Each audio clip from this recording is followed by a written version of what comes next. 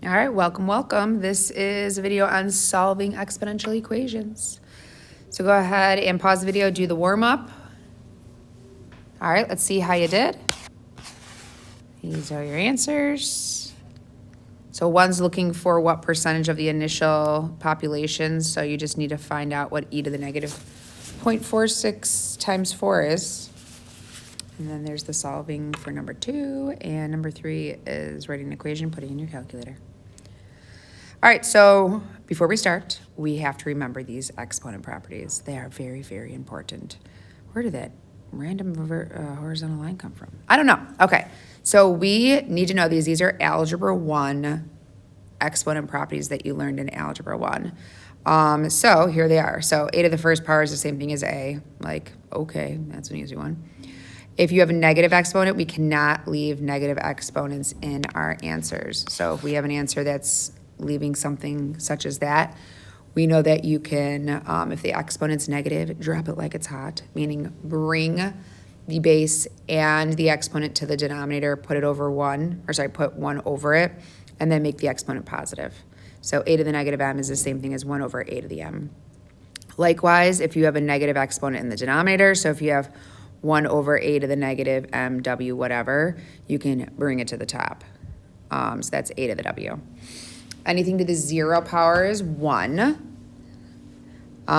If you have the same base, so a times a, and they have the same base there, and they have exponents on them, you can keep the base and add the exponents. So a to the m times a to the n is a to the m plus n. If you have a power to a power, so if you have a to the m to the nth power, you keep the base and multiply the exponents. So that's a to the m times n. And then lastly, if you have the same base and you're dividing with exponents, that have exponents, I should say. For example, if you have a to the m over a to the n, you can simplify it by keeping the base and subtracting your exponents. Or you can look where there's more, keep those, and then subtract one from the other, dependent on what you have to do with the problem. Okay, so let's go ahead and use these properties to solve this equation. Okay, so we're gonna do lots of solving. This is all no calculator until we get to 2 that I think get to use your calculator, and you'll see why. Okay, so here we have 3 to the 5x equals 27 to the 2x minus 3. So what we're looking for is to get the same base. Okay, we're looking for to get the same base. So we have a base of 3 and a base of 27. So the question is can they be rewritten as the same base? And they can. 3 is 3 to the first power, and 27 is 3 to the third power. So we're going to leave 3 to the first power alone. We're going to put 3 to the 5x. We don't have to put 3 to the first power. It's already 3 to the first power. And then 27, we're going to rewrite as 3 cubed. Okay, and then that's the 2x minus 4, right? So now we have that property that's the power to the power, right? So that property says that you can keep your base and multiply your exponents. So that becomes 6x minus 12.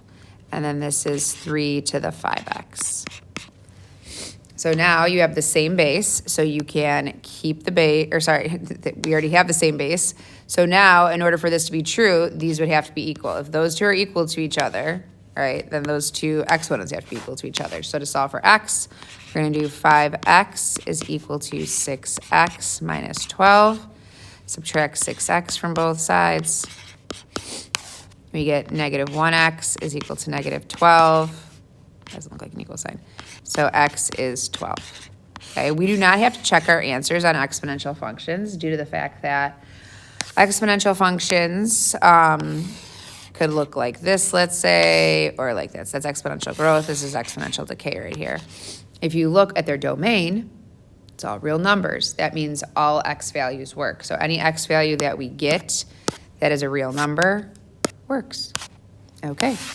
Looking at the next one, if we look at our bases are 1/2 and 2. Both 1/2 and 2 can be rewritten as a base of 2. The right-hand side is 2 to the first power, which is what we already have. So 2 to the x plus 3. We don't have to change it to 2 to the first power. It is 2 to the first power.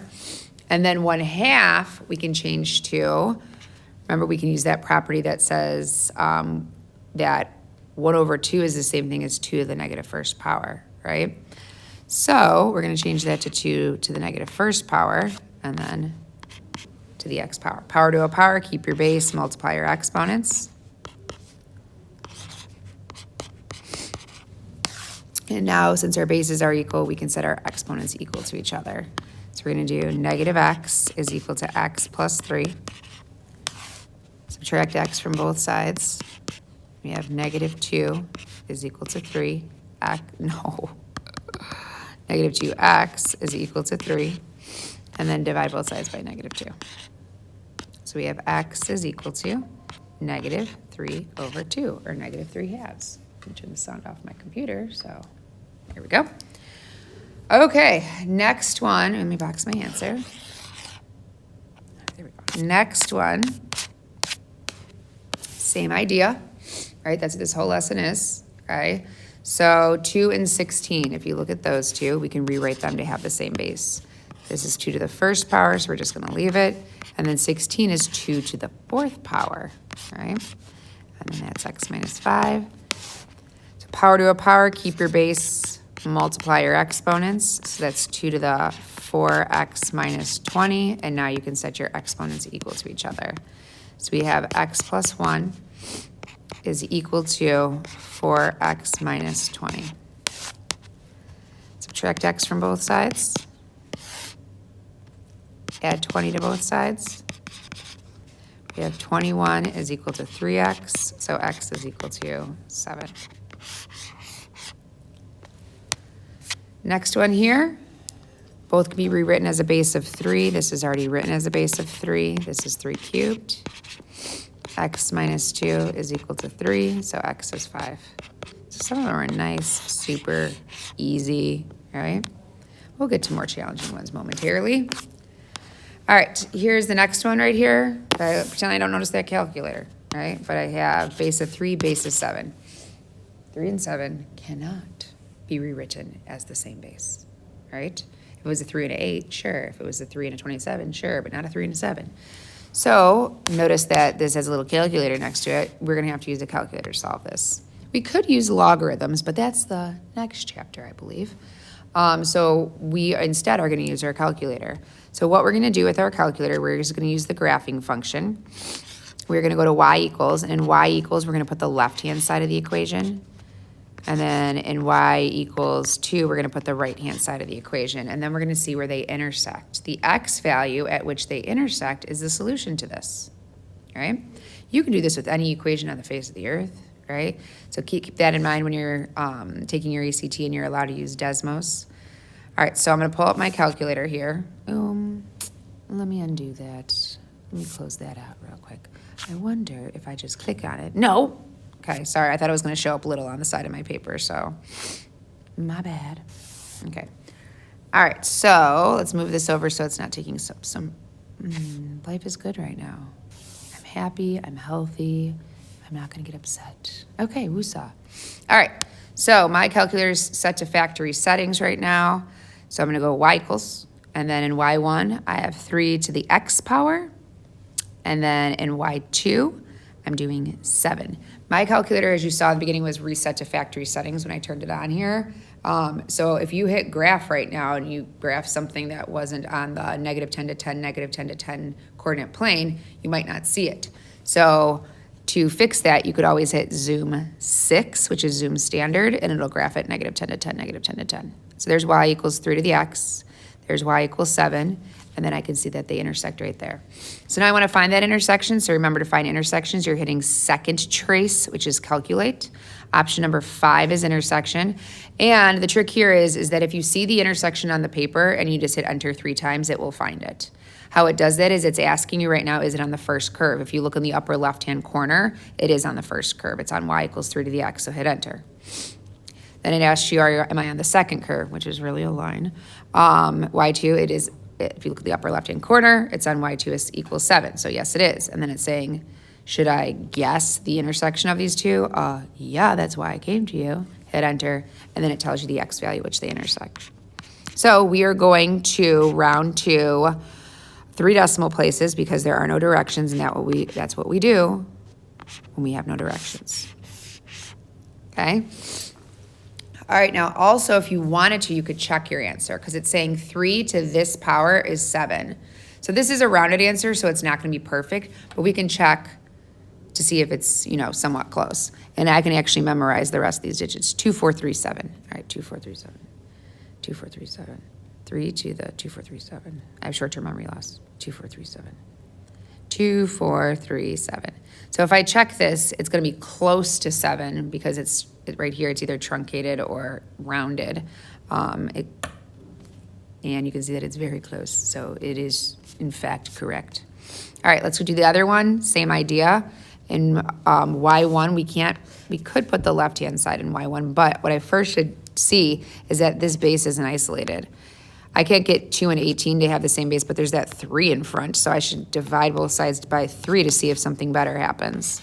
So we have 2 to the 4x plus 3 is equal to, come on, 6? No. I cannot rewrite 6 as a base of 2. Some people will say, yes, 2 times 3. That's not an exponential function with a base of 2. That's multiplication. I would be, if it was 2 to the 3rd power, which is 8, or 2 to the 4th power, which is 16, so not a 6. So I'm going to do the same thing I did in the last one. In Y1, I'm going to put 2 to the 4x plus 3. And in Y2, you can put 6. So Y1, I'm going to hit clear because writing over things is never a good idea. 2 to the 4x plus 3. And then in Y2, I'm going to hit clear and put 6. And this is actually easier to do in your graphing calculator, entering those equations, because your Desmos doesn't like entering this. It's like annoyed by it. Okay, so they do intersect. I'm going to hit second trace, option number 5, enter, enter, enter. And it'll tell me my intersection. The x value is negative 0.104. Voila. Okay.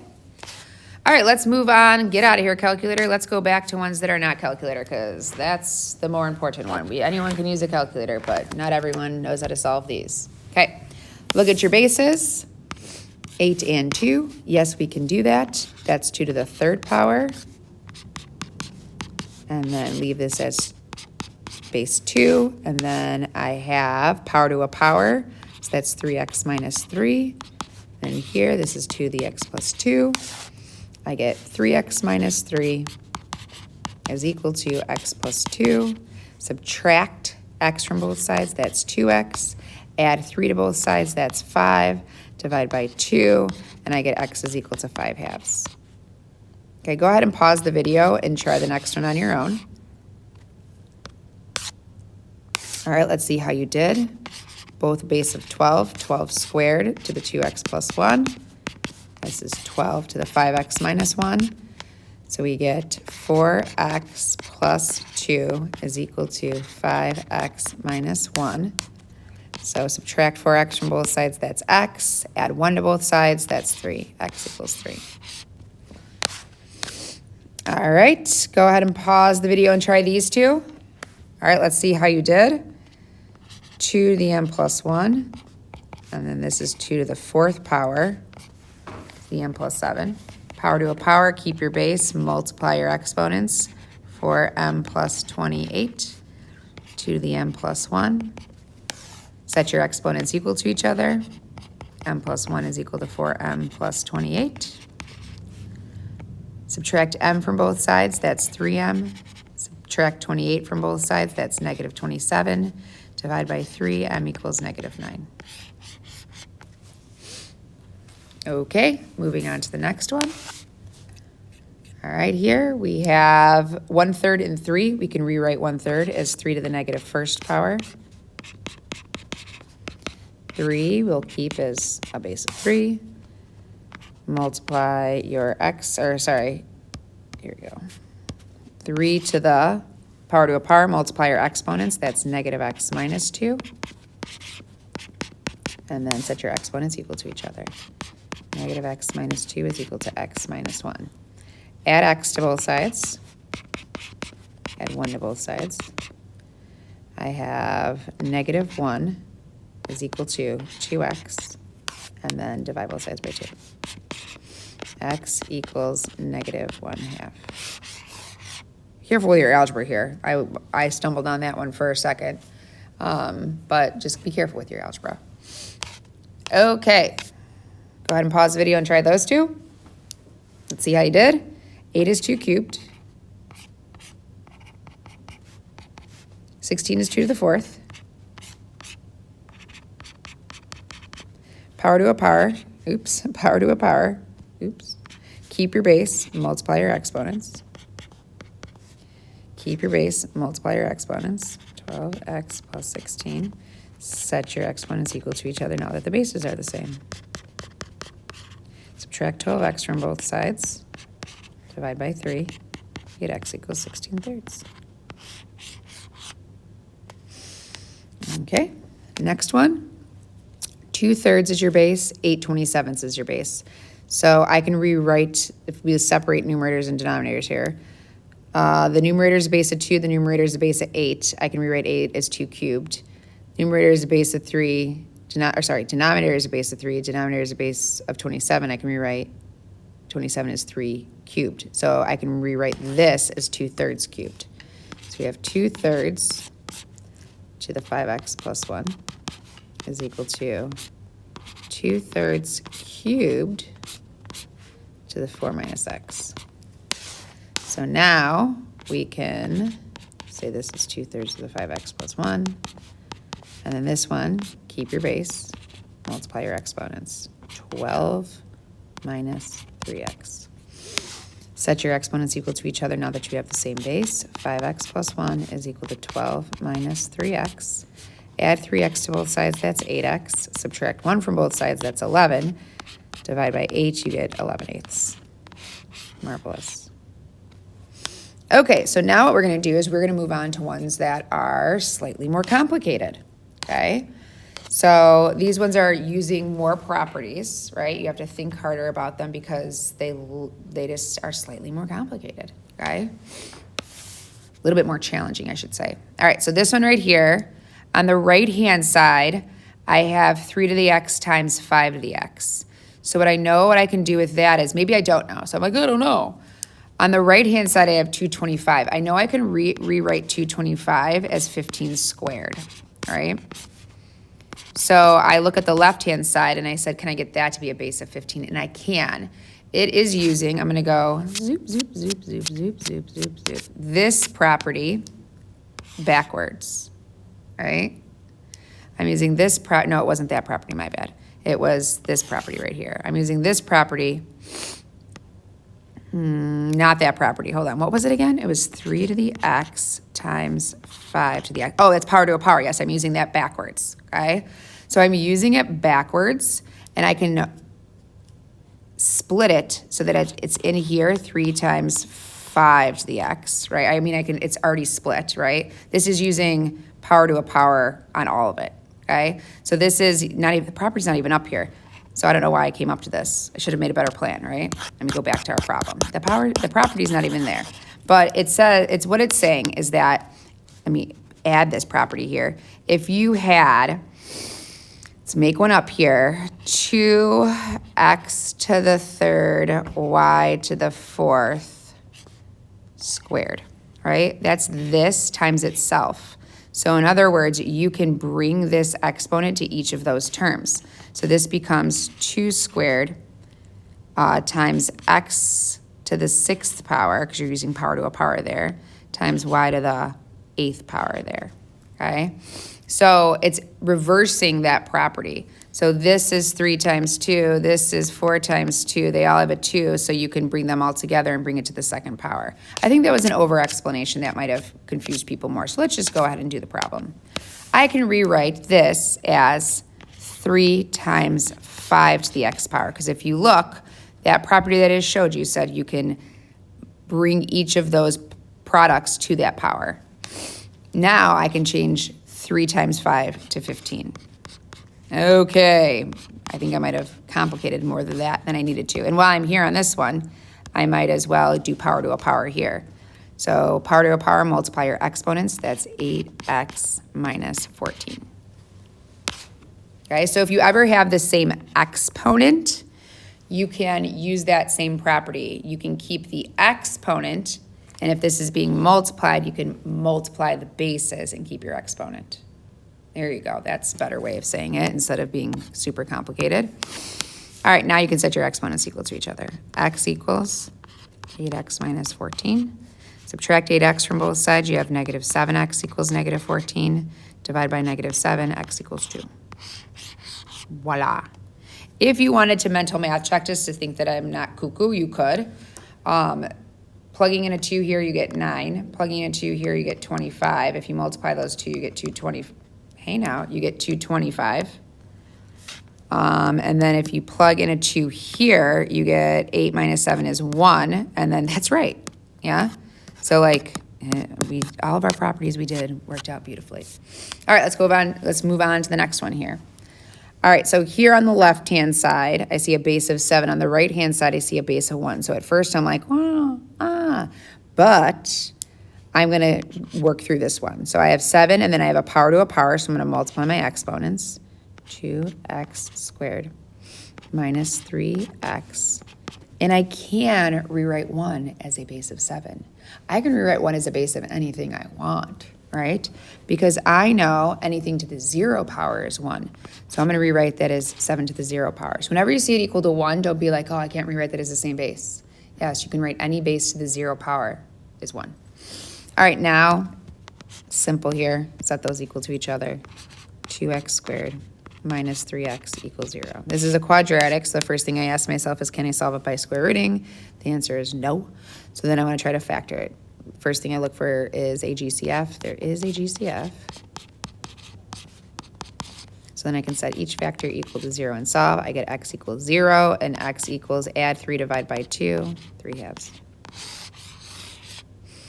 Okay, moving on to the next one.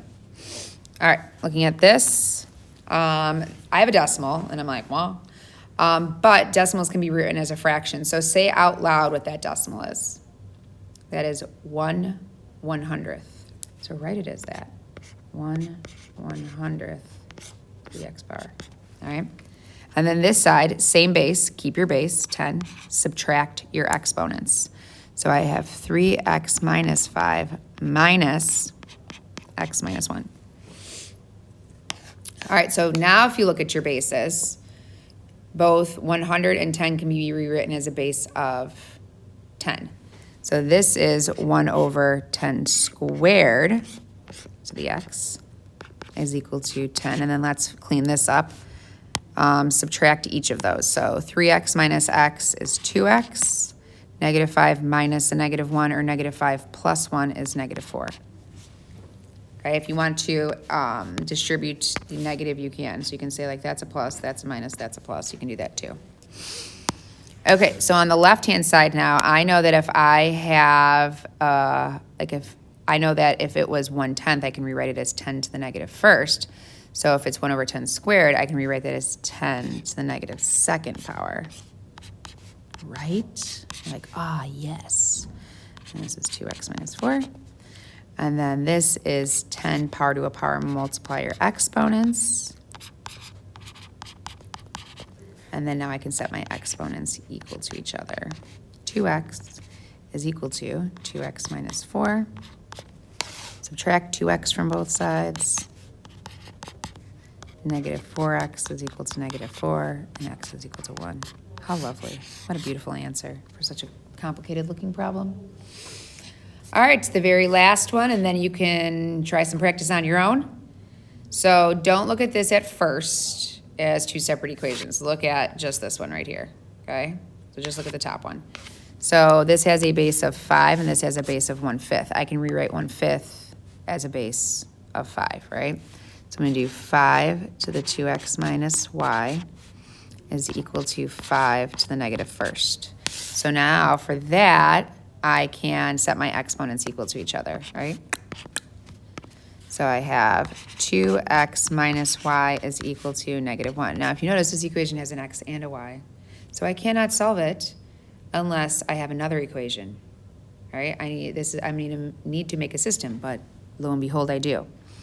So this one is a base of 2, and this one is a base of 32. I can rewrite 32 as a base of 2. It's 2 to the 5th power. So this is 2 to the 4x minus y is equal to 2 to the 5th power. And then I can set those equal to each other. Exponents, that is. 4x minus y is equal to 5. And now I just need to solve this system. Move it over here because there's more room. All right, I'm going to use elimination. I'm going to get y's to cancel out. One of them is negative 1. The other one's negative 1 also. So I'm going to multiply the first one by negative 1. And and it becomes negative 2x plus y is equal to positive 1, and now I can combine those. So that's 2x, the y's cancel, the y and negative y cancel, equals 6, x equals 3. And then now I just need to solve for y. So you can plug it back into either one. I'll plug it back into the first one. 2 times 3 minus y is equal to negative 1. 6 minus y is equal to negative 1. Subtract 6 from both sides. Negative y equals negative 7. Divide by negative 1, y equals 7. So my ordered pair solution of where these two intersect is 3 comma 7. Oh my gosh, that's my birthday. What a coincidence. I swear I made up this problem. Okay, go ahead and practice on your own now with the MML, and we'll do some more practice in the next lesson.